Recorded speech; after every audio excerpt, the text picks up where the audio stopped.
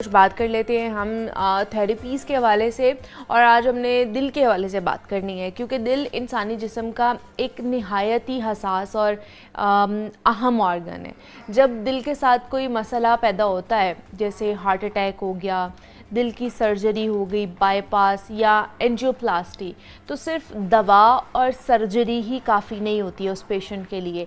सेहत याबी का इस सफ़र में एक और अहम कदम होता है जिसको फिज़ियोथेरेपी कहा जाता है, यहाँ पर कार्डियक रिहैबिलिटेशन कहा जाता है, जो मरीज़ की मुकम्मल बहाली, उसको ज़िंदगी के मयार में बेहतरी और मुस्तकबिल में मज़ीद दिल की बीमारियों से बचाने में बुनियादी किरदार अदा करती है। तो आज हम इसके ऊपर ही बात करने वाले हैं कि खुदा ना खास्ता अगर आपको हार्ट अटैक हो जाता है तो उसके बाद कितनी देर बाद हमें सर्जरी के फिज़ियोथेरेपी करानी चाहिए, किन मरीज़ों को करानी चाहिए, किस तरह हो सकती है, और फिज़ियोथेरेपी के ज़रिए वो मरीज़ जिनको हार्ट का प्रॉब्लम है वो कितनी जल्दी रिकवर कर सकते हैं। तो इस पर बात करने के लिए डॉक्टर मोहम्मद हसनैन मुर्तज़ा मौजूद हैं हमारे साथ स्टूडियोज़ में, फिज़ियोथेरेपिस्ट हैं, उनसे बात करते हैं। डॉक्टर हसनैन, आपको वेलकम कहते हैं जागो लाहौर में। कैसे हैं आप? ठीक ठाक हैं? अल्हम्दुलिल्लाह।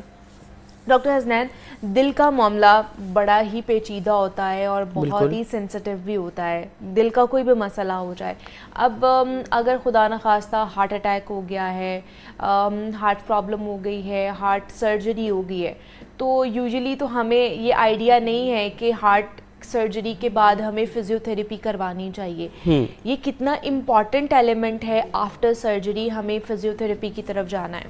अच्छा, इसमें हम स्टार्ट करने से पहले एक बात कहते हैं कि अगर कार्डियक सर्जरी हुई है, जिसे हम कहते हैं कैबिज, ठीक है, कैबिज होता है कोरोनरी आर्टरी बाईपास ग्राफ्टिंग, जिसे हम कहते हैं बाईपास ऑपरेशन। अगर आपके पास पेशेंट इस तरह का आता है जिसकी कैबिज सर्जरी हुई है, तो पॉसिबिलिटी है कि फिजियोथेरेपी ना करवाने से उसकी डेथ हो सकती है। फिजियोथेरेपी ना करवाने से उसकी डेथ कैबिज के फौरन बाद हो सकती है, पॉसिबिलिटी है। अब वो किस तरह से पॉसिबल है, हमारे यहाँ इस चीज़ की अवेयरनेस इतनी नहीं है। अब होता ये है कि जब एक कार्डियक सर्जरी होती है तो उसके बाद आपकी चेस्ट वॉल और आपके लंग्स बिल्कुल आपस में एक लाइनिंग की तरह आ जाते हैं। उससे बचाने के लिए आप क्या करते हैं, आप उसको चेस्ट फिजियोथेरेपी करवाते हैं। चेस्ट फिजियोथेरेपी का काम क्या होता है कि जो सिक्रीशंस हैं, जो सिक्रीशंस उसकी चेस्ट के अंदर हैं या कंजेशन आ रही है, उसको रिलीज़ किया जाए, पेशेंट को कफ करवाई जाए ताकि उसका जो सांस है वो बेहतर हो सके। इसमें डिफरेंट चीज़ें हैं जिसमें हम कह सकते हैं ACBT, active cycle of breathing technique. ये एक पूरा साइकिल है जिसके थ्रू हम पेशेंट को कहते हैं कि आपने क्या करना है, लंबा सांस लेना है, ठीक है, और रोक के रखना है। और उसमें एक चीज़ हम ये देखते हैं कि पेशेंट किस हद तक अपने सांस को होल्ड कर पा रहा है। उसकी होल्डिंग पावर बहुत ज़रूरी होती है। अगर वो सही से होल्ड नहीं कर पाता तो इसका मतलब है कि उसकी चेस्ट में कहीं ना कहीं कोई इशू आ रहा है और उसको ठीक करने की ज़रूरत है। सही है, मतलब ये एक इम्पॉर्टेंट एलिमेंट है सर्जरी के बाद का फिजियोथेरेपी करवाना। लेकिन क्या फौरी बाद हमें फिजियोथेरेपी रिकमेंड की जाती है कि आप फिजियोथेरेपी करवाएं, या कुछ अरसा वेट के बाद? कब करवानी चाहिए हमें फिजियोथेरेपी? इसमें हॉस्पिटल्स के अंदर जो अच्छे हॉस्पिटल्स हैं, जिनके अच्छे कार्डियक सेंटर हैं, वहाँ कार्डियक सर्जरी होने के 6 से 8 घंटे बाद ही फिजियोथेरेपी स्टार्ट हो जाती है। अच्छा, सर्जरी हुई है उसके 6 से 8 घंटे बाद आपकी फिजियोथेरेपी होगी, वो ज़रूरी है। यही चीज़ हम डिस्कस कर रहे हैं कि वो फिजियोथेरेपी का एक ऐसा फेज है जिसको कुछ लोग इग्नोर कर देते हैं, लेकिन वो बहुत ज़्यादा ज़रूरी होती हैं एक्सरसाइजेज फिजियोथेरेपी में। ठीक है कि ये इतनी ज़रूरी है। और इसका क्या दुरानिया कितना होता है कि अगर सर्जरी हो गई है उसके बाद फिजियोथेरेपी करवानी है, जैसे आपने कहा कि 6 से 8 घंटे बाद रिकमेंड की जाती है कि आपने फिजियोथेरेपी करनी है, अब इसका दुरानिया कितना होगा, कितनी देर के लिए हमें फिजियोथेरेपी करवानी पड़ती है?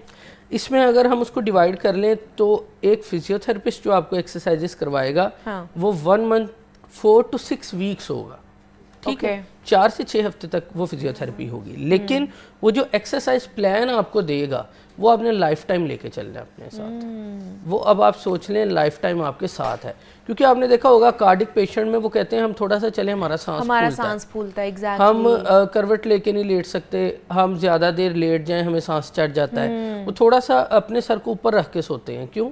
डबल पिलो लेते हैं ताकि उनका सांस ना खराब हो। तो ये सारी चीज़ें वो हैं कि अगर वो एक्सरसाइजेस करें, जिसमें कुछ एक्सरसाइजेस अभी हम बताएंगे उन्हें करने के लिए, वो एक्सरसाइजेस अगर अपनी रूटीन में ऐड कर लें तो इन चीज़ों से वो बच सकते हैं। नहीं तो अब जैसे ये सांस उखड़ता है या इस मामले में वो क्या करना चाहिए कि उनका अगर सांस बहुत ज़्यादा उखड़ना शुरू हो जाता है तो वो पिलो ना लें, तो वो किस तरह उसको स्टेबलाइज करें? अच्छा, इसके अंदर कुछ एक्सरसाइजेज होती हैं जिनको हम कहते हैं चेस्ट एक्सरसाइजेज। ओके। हमारे यहाँ समझा जाता है कि एक्सरसाइजेज वही हैं जो हमने फिजिकली करनी। अब कुछ एक्सरसाइजेज, अब हमारी जो ऑडियंस है, हमारे जो यहाँ के लोग हैं, उन्हें मेजरली ये नहीं पता कि लंग्स की एक्सरसाइज हम कैसे करेंगे। लंग्स की एक्सरसाइजेस का भी एक तरीका होता है। हम कहते हैं हमारा सांस फूलता है, लेकिन कुछ टाइम पहले अगर हम देखें, हमारे यहाँ कोविड आया था। कोविड में क्या हुआ था, चेस्ट के इश्यूज बहुत ज़्यादा हो गए थे। अब जो कार्डिक पेशेंट थे कोविड में, उनके चेस्ट के जो एसओवी के सिम्टम है, शॉर्टनेस ऑफ ब्रेथ के सिम्टम है, वो बहुत ज़्यादा बढ़ गए थे। उसकी रीज़न क्या थी, उनकी कोई कार्डिक एक्सरसाइजेस नहीं थी। उन्हें किसी ने एडवाइस नहीं किया था हमने किस तरह से कार्डिक एक्सरसाइज करनी है।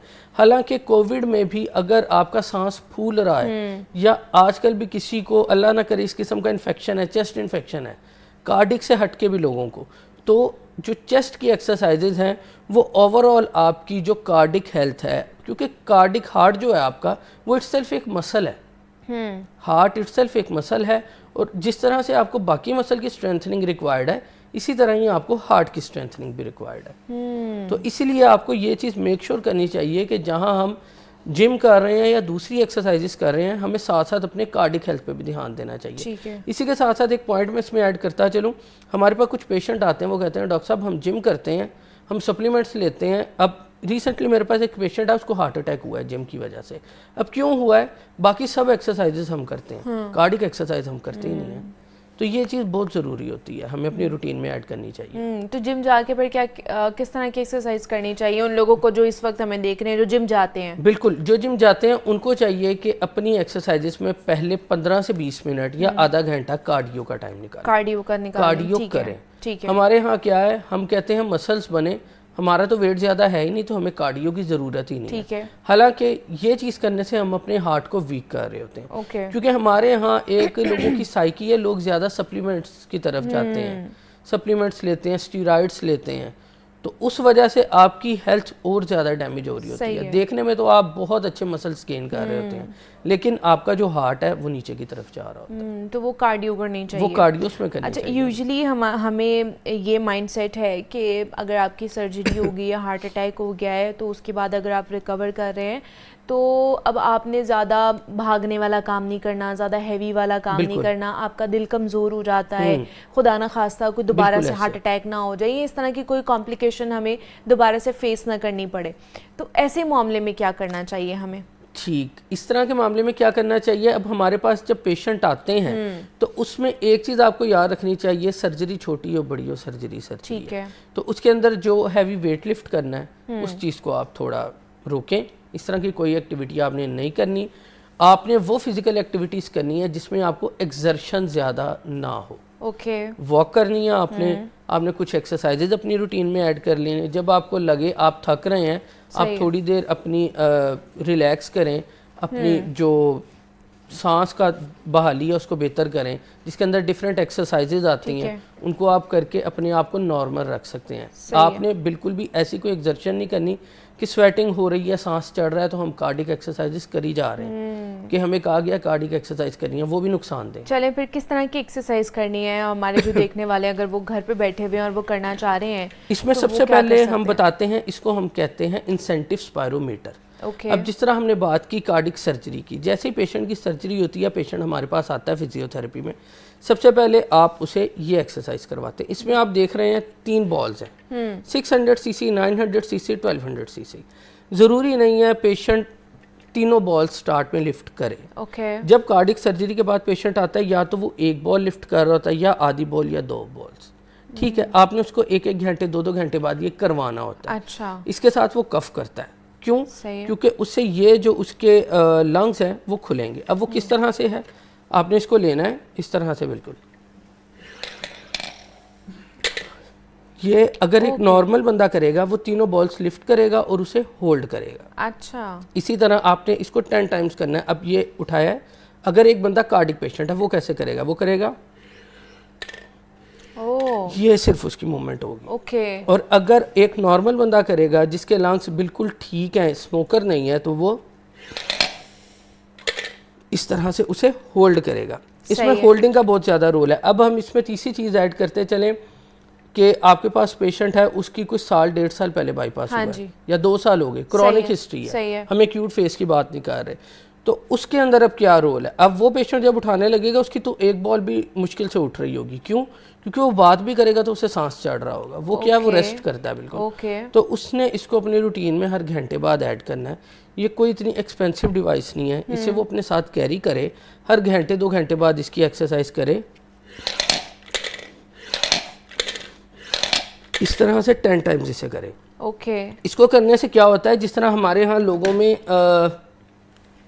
कफ बहुत ज़्यादा, आजकल स्मोक का मौसम है, कफ ज़्यादा हो रही है, तो उसमें भी आप इसे अपनी रूटीन में ऐड करें। ये एक वाहद मेजर एक्सरसाइज है जो सिर्फ चेस्ट के लिए और हार्ट के लिए।